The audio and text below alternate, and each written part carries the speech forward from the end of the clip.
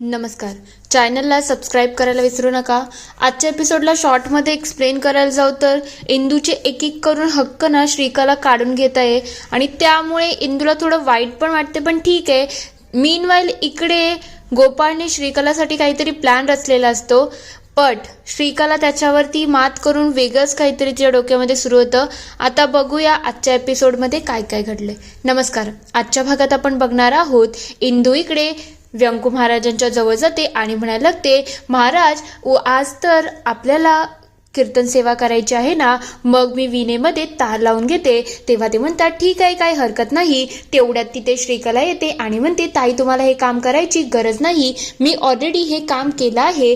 ते बघता व्यंकू महाराज खूप खुश होऊन जातात आणि म्हणतात, हे तर खूप छान झालं. तुला माहितीये का, विणेमध्ये तार लावताना खूप साऱ्या गोष्टी बघायला लागतात, म्हणजे तार जर जास्त टाईट झाली तर सगळ्या गोष्टी बिघडू शकतात आणि जर थोडी सैल झाली तर सूर बरोबर निघत नाही. म्हणून आपल्याला सगळ्या गोष्टी नीट बघायला लागतात. जरा मी एकदा चेक करून बघतो की हे सगळं बरोबर आहे की नाही. ते लगेच वाजवायला लागतात आणि ते बघतात त्यांना खूप आनंद होतो की श्रीकला तू खूप छान काम केलं आहे. तेव्हा श्रीकला म्हणते, आता तुम्ही न सांगताच मी काम केलेलं आहे, पण या सगळ्याचा इंदुताईंना राग तर आला नसेल ना, त्यांचं काम मी हिरावून घेतलं ना. तेव्हा व्यंकू महाराज म्हणतात, त्यात काय राग येण्यासारखं आहे.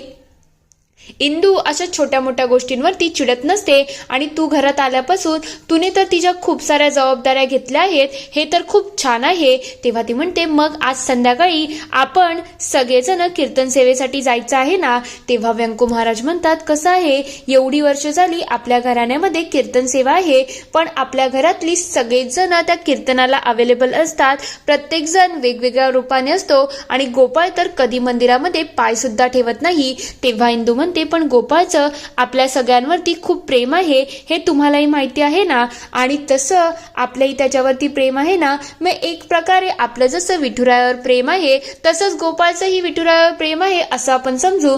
तेव्हा व्यंकू महाराज म्हणतात, हे तर आपल्याला मनाला समजवण्याचे बोल आहेत. म्हणजे माणूस असा व्यक्ती आहे ना, स्वतःच्या मनाला शांत करण्यासाठी तो कोणतीही गोष्ट कुठेही जोडू शकतो. म्हणून हे सगळं जोडून काही उपयोग नाही. ही विना बाजूला ठेव, मी माझ्या कामाला लागतो. हे सगळं झाल्यानंतर इंदूला थोडा राग आलेला असतो की श्रीकला उगच मध्ये काही ना काही विषय काढते.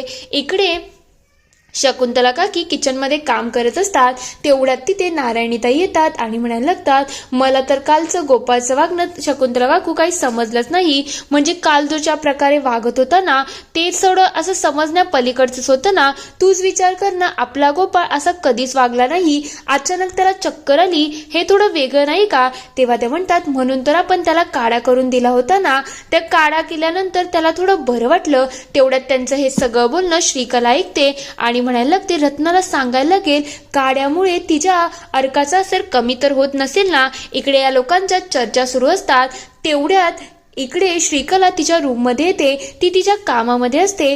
तेव्हा तिथे गोपाळ येतो आणि डचकन तिला घाबरवतो. तेव्हा ती म्हणते, अरे तू असं घाबरवलं की माझा जीवच गेला असता. तेव्हा तो म्हणायला लागतो, खरं म्हणजे तू अशी हसायला लागली ना की माझं असं होतं की मला काही हृदयाचा धक्का बिक्का तर येत नाही ना. तेव्हा ती म्हणते, जर तुला हृदयाचा धक्का आला तर माझं काय होईल, मी एकटी कशी काय राहू शकते. तेव्हा तो म्हणतो, ते सगळं जाऊ दे, आज बघ मी आपल्यासाठी थोडी प्लॅनिंग केलेली आहे. एवढे दिवस झाले आपल्या लग्नाला, पण आपण कुठेच गेलो नाही ना, म्हणून मी आज आपल्या दोघांसाठी मूवीची तिकीट आणली आहेत. आपण मस्तपैकी ॲक्शन आणि रोमॅन्टिक मूवी आहे, बघायला जाऊ. तेव्हा ती म्हणते, पण माझा आजचा वेगळाच प्लॅन आहे, आज मंदिरामध्ये जाऊया, आज तिथे कीर्तन आहे, सगळे तिथे जाणार आहेत. तेव्हा तो म्हणतो, तुला तर माहितीच आहे ना, मी मंदिरामध्ये पाऊस सुद्धा ठेवत नाही, मग मी तिकडे कसं काय जाईल. हे सगळं माझ्याकडून होऊ शकत नाही आणि तुलाही माहिती आहे, या गोष्टी माझ्याकडून कोणी जबरदस्ती करून सुद्धा घेत नाही. तेव्हा ती म्हणते, अरे एकदा माझा तरी विचार कर ना, चल ना, सगळे तिथे असतील, छान वाटेल. तेव्हा तो म्हणतो, मी कोणासाठीच हे करू शकत नाही, मग तू असो की कोणी का नसो, मला फरक पडत नाही. गोपाळ तिथून जायला लागलेला असतो. तेवढ्यात श्रीकला त्याचा हात पकडते आणि त्याला तिथेच थांबून घेते. तर थोड्या वेळानंतर इकडे कीर्तन सेवेला सुरुवात होते आणि कीर्तनामध्ये काही चुकलं तर माफ करा. इकडे व्यंकू महाराज कीर्तनाला सुरुवात करतात. जय जय राम कृष्ण हरी, जय जय राम कृष्ण हरी, जय जय राम कृष्ण हरी, जय जय राम कृष्ण हरी. सगळे गावकरीही त्यांच्याबरोबर जयघोषाने इकडे विठुरायाचं नाम घेत असतात आणि सगळे खूप मग्न झालेले असतात. तेवढ्यात व्यंकू महाराज म्हणायला लागतात, आज कोणतं ओकेशन नाही आहे, नाही कोणती पुण्यतिथी, नाही कोणतं समारंभ, आज सहजच म्हणून कीर्तन सेवा आहे आणि त्या कीर्तन सेवेमध्ये विषय काय घ्यावा याचा जेव्हा मी गहन विचार करत होतो तेव्हा माझ्या डोक्यामध्ये एक गोष्ट आली आणि मला असं वाटते तेव्हा तुकोरायांनी सांगितलं होतं की कोणी श्रद्धुक असतं, कोणी अंधश्रद्धा पाळतं, तर कोणी आस्तिक असतं आणि कोणी नास्तिक असतं. त्याच्यावरून मला अजून एक गोष्ट आठवली, ती मी तुम्हाला सांगतो. ती माझ्या लहानपणीची गोष्ट आहे. एक आजी आणि त्यांचा नातू आपल्याच मंदिरामध्ये दर्शनासाठी आले होते. आजीचा विठुरायांवरती खूप जीव होता म्हणून त्यांनी दर्शन घेतलं. त्यानंतर गावातले सगळेजण त्या मुलालाही म्हणायला लागले की तुलाही देवाचं दर्शन घ्यायला पाहिजे. तेव्हा तो म्हणतो, पण मी या देवाला मानतच नाही, मी का बरं त्याचं दर्शन घेऊ.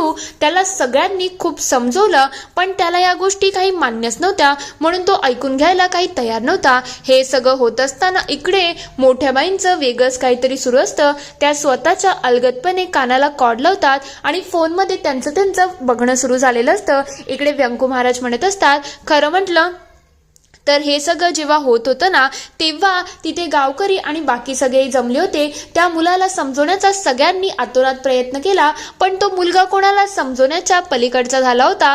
तो ऐकला नाही. तो हे सगळं करून खूप खुश झाला होता आणि त्याने विचार केला की आता गावकऱ्यांना तर मी हरवला आहे.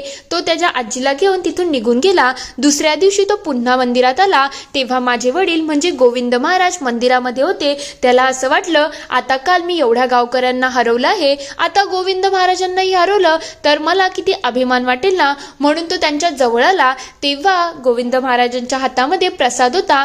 त्यांनी प्रसाद देण्यासाठी हात पुढे करायला सांगितला. तेव्हा तो म्हणाला, नाही नाही, मी देवावरती श्रद्धा ठेवत नाही, मग मला असा प्रसाद नको. तेव्हा ते म्हणतात, मी कुठे सांगतोय तुला देवावरती श्रद्धा ठेवायला, मी तर तुला प्रसाद देतोय. तेव्हा तो म्हणतो, श्रद्धा नाही मग मी का प्रसाद घेऊ. तेव्हा ते म्हणाले, कसं आहे माहिती का, तू प्रसाद घे, तू शिरा म्हणून प्रसाद घे, तसंही साजूक तुपातला शिरा आहे, त्यापेक्षा सुंदर प्रसाद काय असेल. तेव्हा तो मुलगा गहन विचार करायला लागला आणि अलगदपणे त्याचा हात पुढे आला.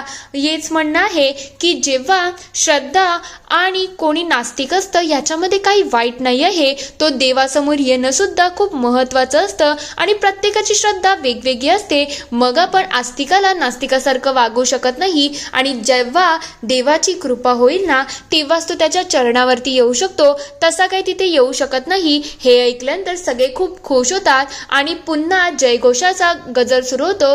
जय जय राम कृष्ण हरी, जय जय राम कृष्ण हरी. श्रद्धा आणि अश्रद्धावरती इकडे व्यंकू महाराज कीर्तन करतच असतात. सगळे त्याच्यामध्ये मग्न झालेले असतात. तेवढ्यात व्यंकू महाराजांचं लक्ष बाहेर जातं. बाहेर अजून कोणी नाही तर इकडे श्रीकला आणि गोपाळ आलेला असतो. गोपाळ ही जय जय राम कृष्ण हरी, जय जय राम कृष्ण हरी असा गजर करत करत आतमध्ये येतो. ते बघता सगळे अक्षरशः भावुक झालेले असतात. इकडे गोपाळ खूप खुश असतो, त्याचे डोळे पाणावलेले असतात. हे बघून इंदू ही थोडी भावुक झालेली असते. शकुंतला काकीच्या चेहऱ्यावरती तर वेगळाच आनंद आलेला असतो.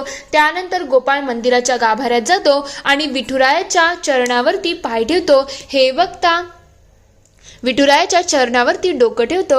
हे बघता व्यंकू महाराज विठुरायासमोर हात जोडतात आणि खूप खुश होऊन जातात. इंदूलाही या सगळ्याचं खूप अभिमान वाटत असतं आणि श्रीकलाच्या चेहऱ्यावरती वेगळाच आनंद असतो.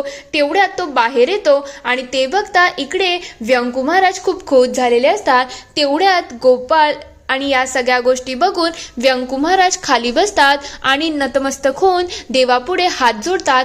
तेवढ्यात इंदू त्यांना सावरायला जाईल. गोपाळ त्यांच्या मध्ये येतो आणि गोपाळच त्यांना वर उभे करतो. हे बघितल्यानंतर श्रीकलाला वेगळाच आनंद झालेला असतो. व्यंकू महाराज इकडे गोपाळने मला उचलायला हात लावला हे बघून ते खूप खुश झालेले असतात की शेवट माझा मुलगा आज आस्तिक बनला आहे, तो देवाच्या चरणापुढे आला. हे बघून त्यांना खूप आनंद होत असतो. तेवढ्यात गोपाळ त्यांच्या जवळ येतो. हे बघता आदोक्षजी खूप खुश झालेला असतो. तेवढ्यात गोपाळ इकडे व्यंकू महाराजांच्या पायांवरती डोकं ठेवतो आणि त्यांचा आशीर्वाद घेतो. हे बघता शकुंतला काकीही खूप खुश झालेले असतात. व्यंकू महाराज त्याला जवळ घेतात आणि त्याला मिठीमध्ये भरतात. तेवढ्यात गोपाळ श्रीकलाला इशारा करतो. इकडे इंदू ही खूप खुश असते. इथे हा एपिसोड संपतो. पुढील भागात आपण बघणार आहोत. इंदू म्हणायला लागते, व्यंकू महाराज तुमच्या एवढ्या वर्षाच्या कीर्तन सेवेचा आज तुम्हाला फळ मिळालं आहे.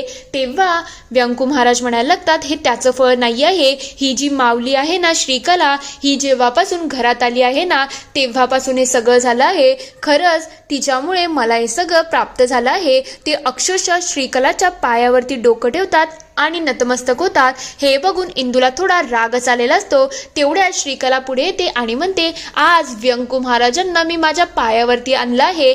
या जास्त माझा विजय काहीच असू शकत नाही. हे ऐकल्यानंतर इंदू तिच्याकडे बघून हसायला लागते. इथे हा पूर्ण एपिसोड संपतो. आता इंदू समोर श्रीकलाने पुन्हा एक नवीन डाव खेळला आहे. पण या डावाचा परिणाम काय होईल, तुम्हाला काय वाटतं ते मला कमेंटमध्ये नक्की कळवा. व्हिडिओ आवडला असेल तर लाईक करा, शेअर करा आणि चॅनलला सबस्क्राईब करून घंटी वाजवायला विसरू नका. नवीन व्हिडिओजच्या नोटिफिकेशन